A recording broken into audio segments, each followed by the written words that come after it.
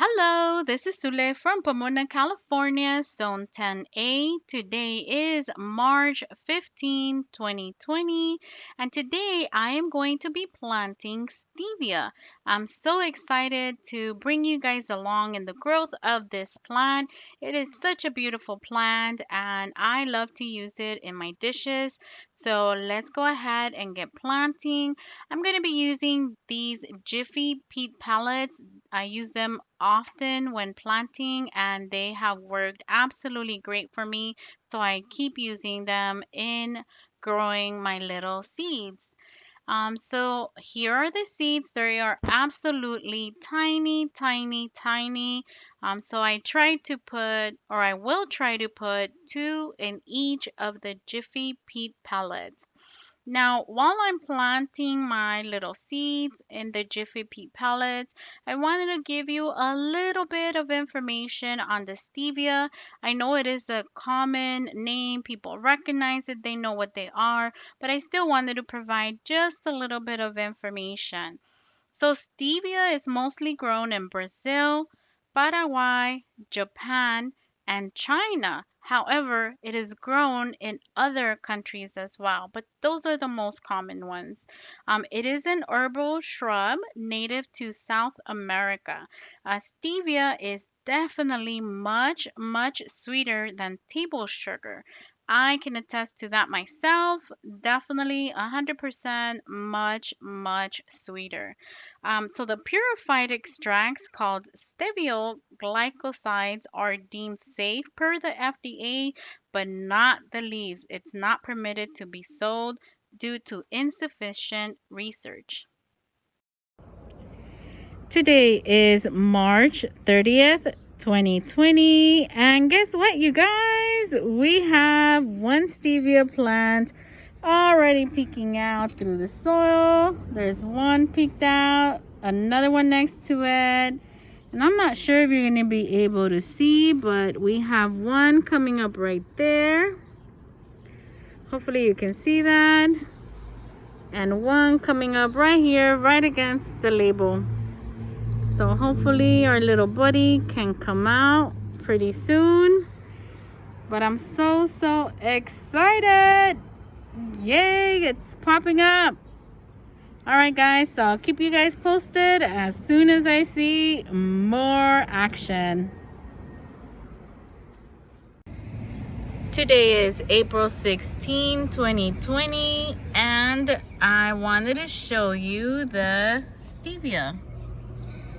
Now, we have had rains for 2 weeks straight, and unfortunately, the stevia did not like that. It seems that some of the seeds did rot, but we do have some that are making it. So this is one. Back here is another one. And then here is another one. So I have a couple. Hopefully that will help us see the growth progress, and I'll keep you guys posted. Hopefully they make it for me.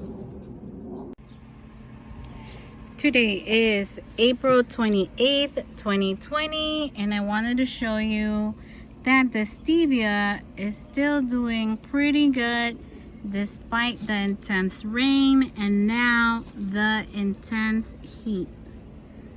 So it's looking pretty good. I can't complain, and I will keep you guys posted. Today is May 7th, 2020, and today we are going to be potting up the stevia plants. I'm so excited. In case you don't hear it, I am super duper excited. The tray is filled right there because I just watered my plants, and then I thought, you know what, I'm out here anyways, might as well transplant these beauties, and they are beauties. Let me get one for us to take a look up close. Check that out. Isn't it beautiful? Man, it's gorgeous. And these have gotten fish emulsion twice. Okay, twice since I planted the seed. Once as soon as the first true leaves came out, and then once about a week ago, I believe. Man, they look so pretty. All right, so let me get them out here and ready to get transplanted, and I'll bring you right back. All right, so we're going to transplant into these cups, and I have 3 cups here because the screen is not big enough, but hopefully you can see that.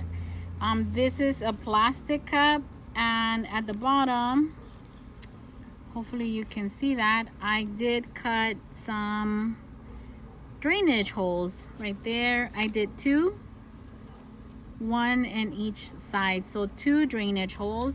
And then back to planting our little stevia plant. So all I have is a little bit of dirt in the cup. I left some space so that our stevia plant can fit in there. And we're going to plant the big one first, okay? So I just want you to see these roots. I hope you can see that. The roots are looking fabulous on this stevia.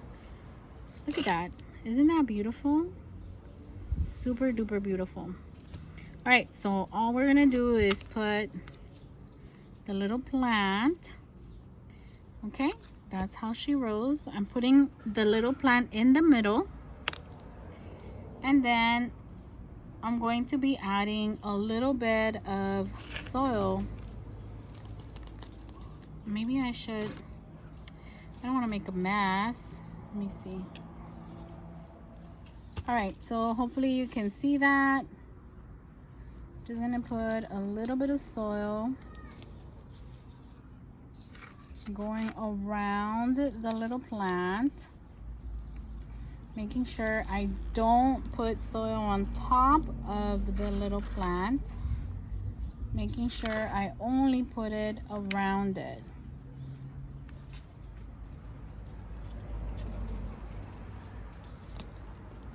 I'm using my hands because if I tilt over this cup where I have the soil, it'll make a big huge mess, and we don't want that. All right, and that's how she rolls. That's it. I just put a little bit of soil around the plant. Hopefully you can see that. She is looking happy already. Let me plant the other 3 that I have, and then I'll bring you back and show you. All 4 of them planted. All right, guys, so here they are, all transplanted, looking absolutely beautiful. And I will keep you guys posted as always.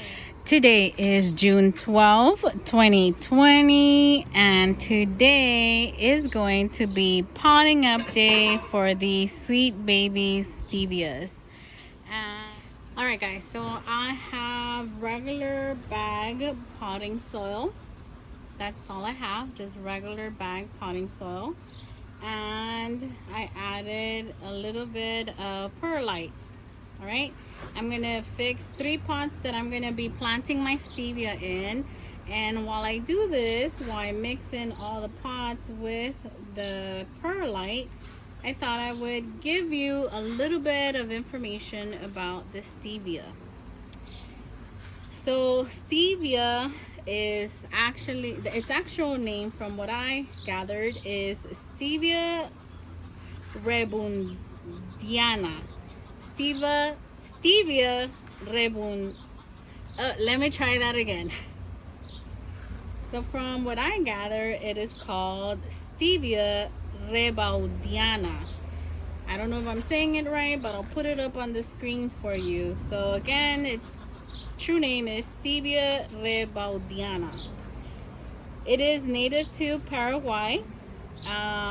It was native to Paraguay, and the Guamani people discovered the plant, and they would use it on their teas. They called the plant, so the Wamani people called the plant Kai Hei Hei. Ka Hei Hei. Ka Hei Hei. I don't know if I'm saying it correctly, but I'll put it up on the screen. And Ka Hei Hei means sweet herb, okay? And I guess they named it that because it's super duper sweet, right? Now, it was first commercially used and released in Japan.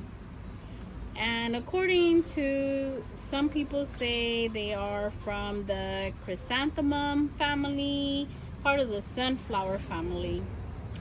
Stevia is also known as candy leaf plant, sweet leaf plant, or sugar leaf plant. Usually you start the seeds in spring, but you can also propagate the plant by cutting. Normally it does grow about 2 to 3 feet depending on who you believe online. But according to people online and YouTube videos, they don't grow more than 3 feet. So we'll go with that. And as most of you know, and in case you don't, the leaf contains calorie-free sweetness and is used instead of the regular sugar. So it's used as a sugar substitute. So it's an all-natural alternative to sugar. Normally, zones 8 and above, it is a perennial, and zones 7 and below, it is an annual because it's very sensitive to freeze. It likes rich, well-drained soil. That's why I added the perlite because I don't want it to be uncomfortable. If it gets wet feed, it doesn't like it. It starts going pale and then it dies. Now it does enjoy warm weather, but in my area, since we get scorching hot summers, I am not going to put it as recommended in full sun, because here full sun means like basically burning it to its death, and I am not about to do that. So I will be putting this, all 3 pots, I'm going to be putting it where in the morning they'll receive shade, and then in the afternoon they'll receive sun. And that's mostly how I've had it on my growing table. It gets afternoon sun and morning shade. I think this one is well incorporated. We'll go ahead and do the other ones. Now normally the flowers for the stevia, they are removed to preserve the sweetness of the leaves. These flowers do not have to be removed, but most people say that if you remove it, it maintains that sweetness in the leaves. The flowers are white and they don't have any fragrance or any sweetness to them from what I have gathered.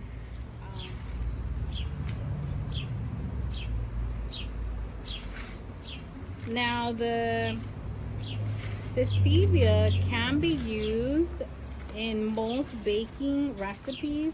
However, from my understanding, not all recipes, because it doesn't have, and it doesn't react the same as sugar. Basically, that's what it is. It's not going to react the same as sugar.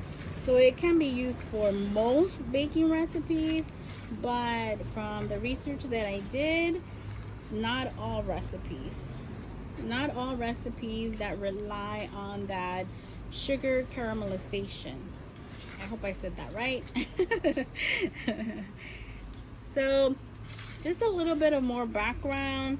From the information that I researched, history shows that the natives used stevia for wrinkles, sores, wounds, balancing the sugars, and for the skin. Now it has been mostly grown and commercially used as a sweetener, but the natives did use it for wrinkles, sores, wounds, balancing the sugars and the skin. I haven't looked into the other types of benefits it has, but that's what I was able to gather from the research that I did. So that's a little bit of background of how this indigenous plant went from an indigenous plant to a worldwide sweetener.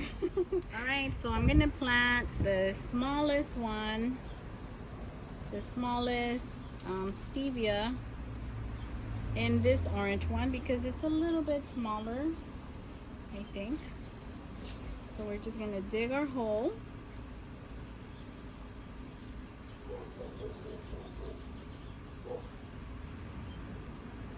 And gonna take it out of its growing cup. And we want to keep it at the same level it was in the cup. All right, so there she is.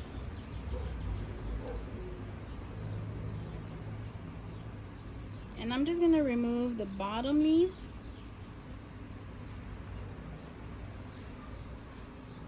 Because, as I mentioned, we get boiling hot summers here. I am going to be adding some mulch. Let me do the other ones and then I'll bring you guys right back. Alright guys, so this is where the stevia plants that we just potted up are going to be permanently, and they're going to be right next to my tomatoes. Sorry about the sun. And as I mentioned, I would be doing a taste test. All right, so let's get one that is not dirty. So we'll pick on let's pick on the healthiest one. As I mentioned, I have tasted it before, so it's not the first time I'm going to taste it. And look at that, no nails. Oops. And look at that, no dirt under your nails. You're not doing it right.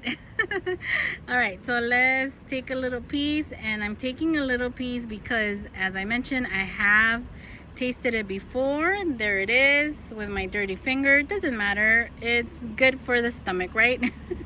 All right, so let's do a taste test. And that little piece felt like I put a whole tablespoon full of stevia in my mouth. Just that tiny little piece. So it is very potent, it's very strong, and again, I mean, this is a great plant to have in the garden. It's a great sugar substitute, and I have already tasted it, as I mentioned, and I am going to be enjoying these leaves in my teas, in my cereal, in anything I can think of. Well guys, I hope you guys enjoyed this video. I try to make it a little bit different from my other ones by including information about the plant. I really hope you enjoyed it. Well guys, that's it from Little Bean's Garden. Thank you very much for watching. Hope you have a great day, and as always, take care.